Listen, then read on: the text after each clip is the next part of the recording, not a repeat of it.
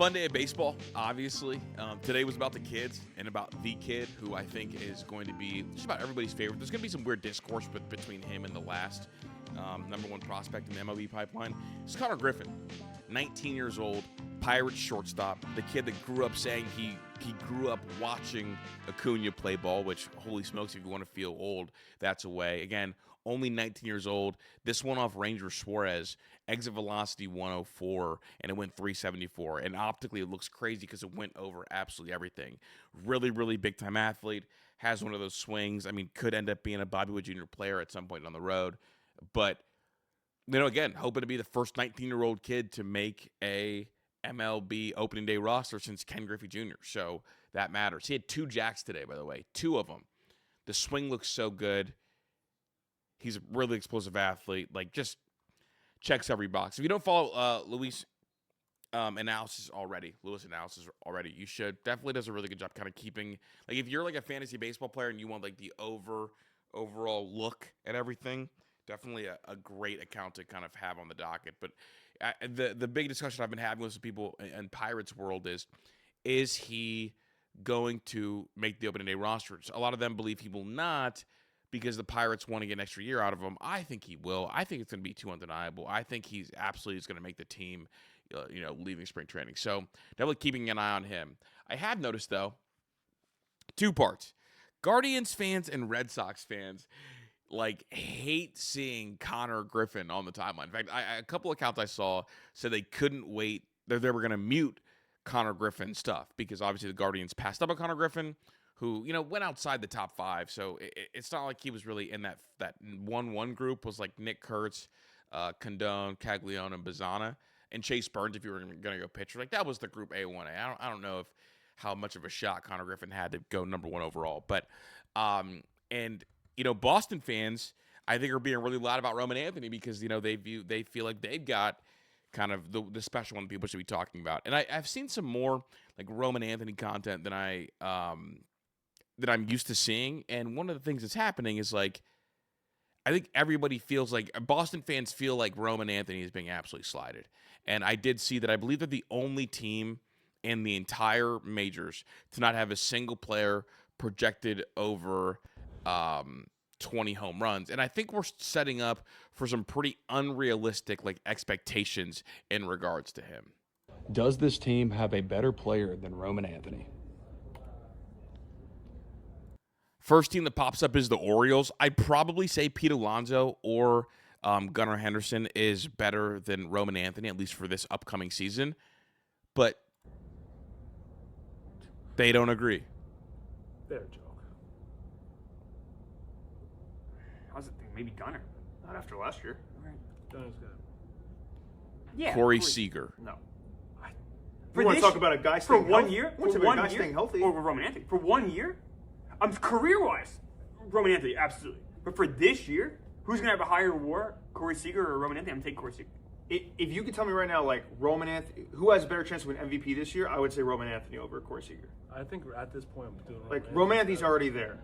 See, this is what I'm saying. I think Roman Anthony's got a shot to be a really, really good big leaguer. In fact, I think chances are he is a really good big leaguer. But skipping over the Orioles with no debate and then having a debate whether he would be better this year than Corey Seager. Look, if he's better this year than Corey Seager, incredible. But if he's not better than Corey Seager, it's not some And I it love Roman pains Anthony. me to say this. I hate him. I love Roman Anthony. I just think. I think Roman Anthony's more than Seager, so 2-1 next.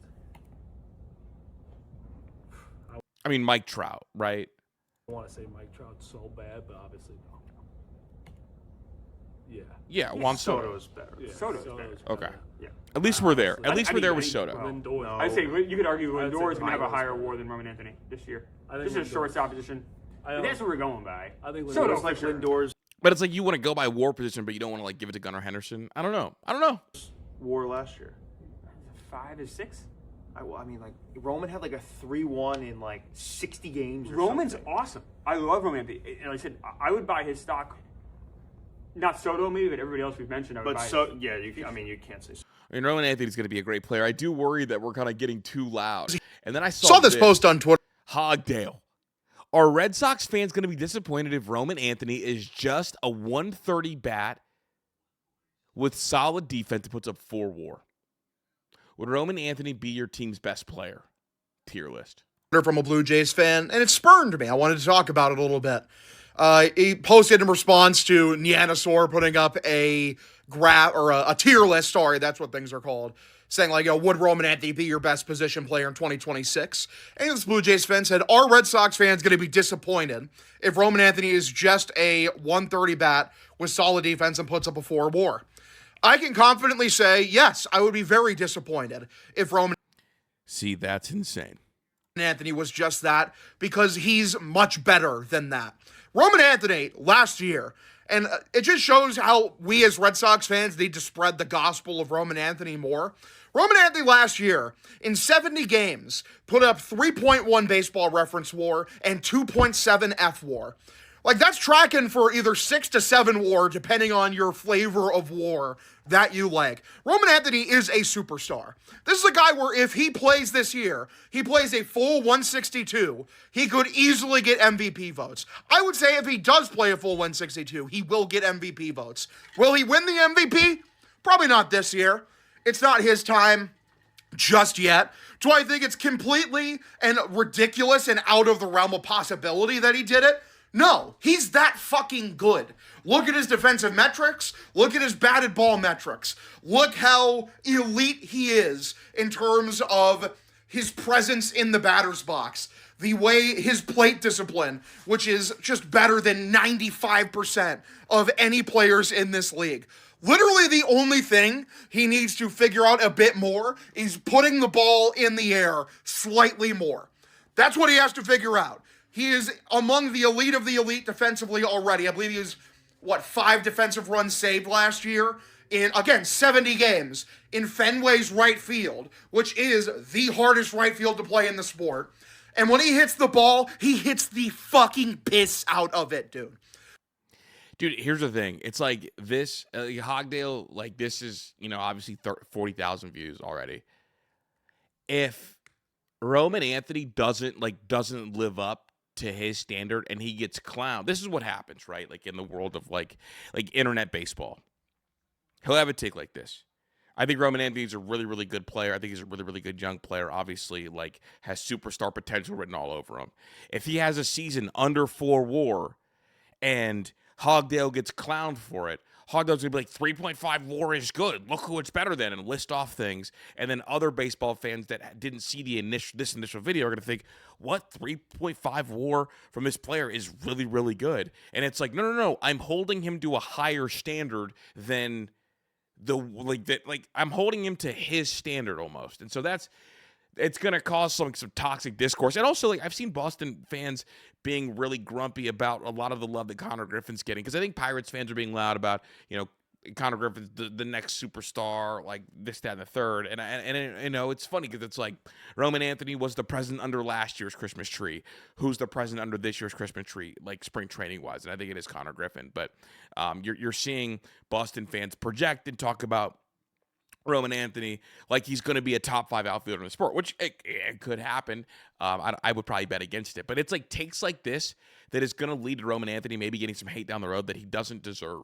This guy is as good as almost every Red Sox fan is saying. Roman Anthony is fucking him. All we have to do is see him be healthy and see him, like I said, even if he doesn't elevate the ball, say he tops out at 22, 23 home runs this year, he's still going to be getting on base at an elite level. He's still going to be getting extra base hits at an elite level.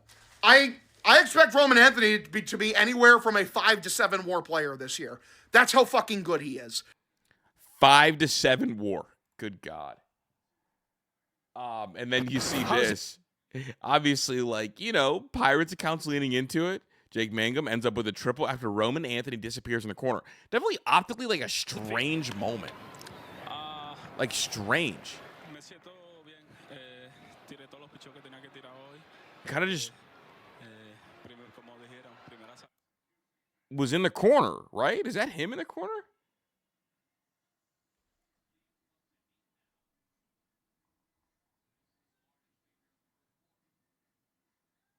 No, there's no way that's Roman, right? No way. I didn't watch this game. I had the the good old Yankees game on. That's crazy though. Like that ball in, you know, the short Fenway left on the ground ending in a triple feels fried. I just can't get over both playing here on a major league field, and Konner Griffin sends this one. Destroyed 2 baseballs. Go follow Fireside Baseball if you haven't already. And then this is the second. Now the fly ball here for Konner Griffin. That is just decimated baseballs. He's so cool, dude. He's so cool.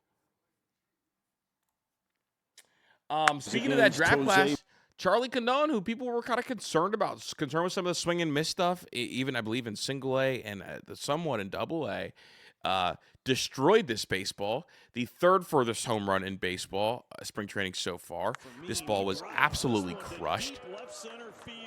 He's got a really pretty swing, man, and you knew immediately off the bat that ball was gone. Kid got a souvenir.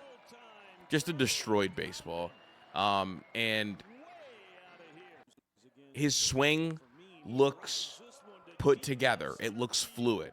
I mean, he's always been like a big, fluid, explosive athlete. I remember talking to my boy who's a Guardians fan, talking about, like, do we pass up on the next Aaron Judge? Which I don't think anybody's the next Aaron Judge. It's, like, literally impossible for a guy like Bazan who doesn't have this kind of power. But you look, it's fluid, it's explosive, and this ball was absolutely cranked. And speaking of that class, too, Travis turned on this one. This is where I struggle a little bit, right? Like, these 2 home runs reportedly went further than the Spencer Jones home run, but I will tell you the Spencer Jones home run went literally 17 miles, if you ask me. But Bazana pulled the hands in, turned on this one. And he's a smaller guy. There's some concerns there. He was pick 1-1. And, you know, it was an underslot for the number 1 overall pick, which is crazy. This one's belted deep to right center, way back, and it is gone. This one's belted deep to right center, way back, and it is gone. 99-mile-per-hour pitch, absolutely crushed. This one went 420. This one's belted deep to right center, short, way compact back, swing. It's crazy, man. Drafting a second baseman, number 1 overall, is bold. He better be able to hit. And obviously, like, it's same draft class as Nick Kurtz, who was a superstar last year. So you know, you're looking at this, and it's like, oh, okay, like yeah. And it's funny because, like, of these 3, I think the one that has the best shot to break spring training on the opening day roster, I think it's Konner Griffin. I don't think they're going to play Bazana opening day. I think they should. I think he's good enough. I think they owe it to Hosey to try to go all in and win. And Baz was one of the older players in that class, and I thought he had a really good day. He also followed it up with a single that could have been a double. It was a long single, and he's a guy that is a little bit older for that draft class, but, you know, it feels the part. So Scooble's facing Great Britain on March 7th in the World Baseball Classic, and it will be his only start. And I got to say, that's pretty disappointing. If he was going to only make 1 start in the World Baseball Classic, I was hoping it would be against a better team, because honestly, you know, you could throw out Logan Webb or whoever else you want, and you should be able to beat Great Britain. But he wants to return to Detroit. I don't love it. I thought that Scooble was kind of going to lead the charge for, you know, America and kind of be one of the guys with this. So I was pretty bummed when I heard this, because the USA shouldn't need Scooble to beat Great Britain. If you're going to make 1 start, I would hope and wish the 1 start would be against a little bit of a better team, because if you're going to go wear the USA in your chest, I would hope it would be to really show up for him in a big spot in a big game. But that is not the case. So just pretty bummed about that. But he's going to go over there with the USA on the chest. And then he says if they make it to the final, he's going to lobby to maybe come back and watch, but obviously not participate. So didn't love that. The ABS files this spring has been amazing. I think the Yankees went like 6 for 7 or 5 for 6 in overturning calls. You think you've had a bad day? Here's 5 consecutive calls overturned by the ABS challenge. OBS is the streaming software I use. Tap. This one was an easy one, right? This was the right down Broadway one. I wonder if the ABS is going to get into some guys' heads too. Boom. Middle. That's an easy one. I wonder if guys are overthinking, or maybe the zone thing. I don't know. But that one's crazy, because usually, like, you see some missed strikes when there is a tap. Usually you see some missed ABS calls when, like, somebody's stealing. Okay, that's number 2. When somebody's stealing, or when the catcher pops up to throw down to first, maybe back pick. Oof. I'm having a bad day. This has to feel bad. Honestly, like, at this point, like, if you miss 5, like, batters should be able to start talking shit too.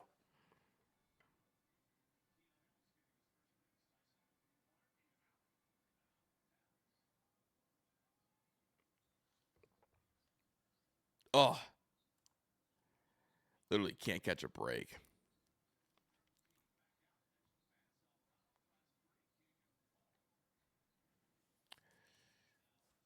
Can't catch a break. And then that one you can kind of see. That one looked low to me. That's low. Is that 4s or one more? Brutal. Oh, there's one more. That's low again. Oh, that one wasn't low. Oh, yeah, it was low. That's a ball again. 5 of them overturned. Tough day for the ump. Oh, yeah, that's the main one. Cool video. Mizorowski got a little bit of a walk problem. Milwaukee Brewers posted this video. Also, to the lame person that community noted this, chill the hell out. That's so lame. I'm a community noter too. I wouldn't community note something like this.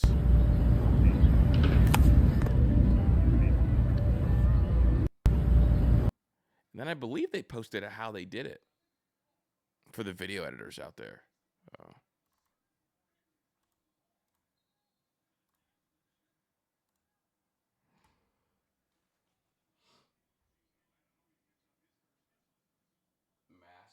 Mask path. Yeah. It's real video. That's real nerd work right there.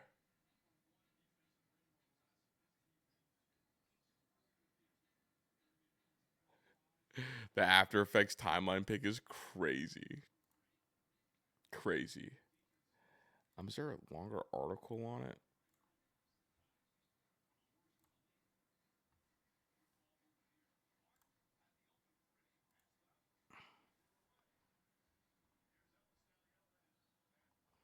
Yeah, I guess I don't want to. I'll save that for my other channel. I don't want to get too deep into those weeds.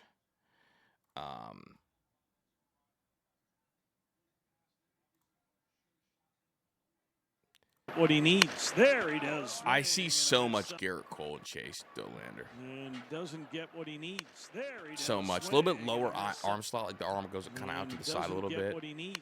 But I just see so much. A little bit of DeGrom in there too. Sprinkle him in. And doesn't get what he needs. There he does. Swing and a miss. The Rockies have a lot of young talent, man. What he needs. There he does. Swing. Filthy. Every time I see Chase pitch, I just get excited, man. He just reminds me so much of Garrett Cole. Ryan Garcia, my guy, caught this. Does a great job, obviously, on the Yankee side of it. Goldschmidt changed his hand position from way high to lower. You know, less distance for the hands to travel, I guess, would kind of be the reasoning for it, maybe. And he was effective today. He was really effective today. I mean, he took Tyler Rogers, I think, 413 off the batter's eye, or maybe even further than that. And then he had an RBI double as well. Really struggling as a like he lifted in the air center. He put a really charge into this struggling baseball. as a freshman. This one lifted in the air center. It is deep. Varsho is back, running out of room, and it's gone. Yeah, way off the batter's eye. And that's a good reliever too. So shout out to him. It's not a ball. Paying close attention to Bo Bichette. Bo at third. Chopper, cut in front, bare hand, bang. Looks good, man. I don't want to just highlight the Bo Bichette lows. Give me some highs. It's kind of it's an athletic play. I mean, you got to make sure you squeeze the bare hand. Got to make a good throw. He looked good. Shout out him. And then Mick Abel. 20 twin. I like Mick a lot, man. I like Mick a lot. Thought he looked good. 12 whiffs, 7 on the fastball in his first Twins spring training action. Obviously, he came over, I believe he was from the Phillies, but looked good. 2 hits, 0 runs, 0 walks, 5 Ks. Keep an eye out. Keep an eye out. It'll be a good ad, I guess. A good ad in the world. But hey, it's a quick little episode. Appreciate you guys for tuning in. Make sure you like and sub, and I'll be back tomorrow kind of recapping all the things that are worth noting from spring training.